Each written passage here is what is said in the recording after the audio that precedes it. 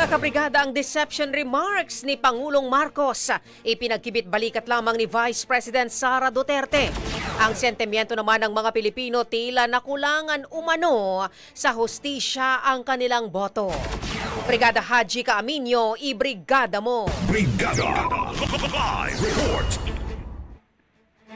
Wala nang balak si Vice President Sara Duterte na patulan ang pahayag ni Pangulong Bongbong Marcos na pakiramdam niya ay nalinlang siya nito sa usapin ng kanilang pagkakaibigan. Sa pulong balitaan ngayong araw, sinabi ni VP Sara na bilang Pangulo ay wala na dapat panahon si Marcos para ihayag ang nararamdaman dahil wala namang pakialam ang taong bayan. Araw-araw na anya siyang binabanatan ng milyon-milyong pisong halaga ng PR attack. Kabilang na ang ginagawang investigasyon ng komite sa Kamara, ngunit hindi na niya sinasagot dahil mas mahalaga ang pagpapatuloy ng mga programa ng OVP.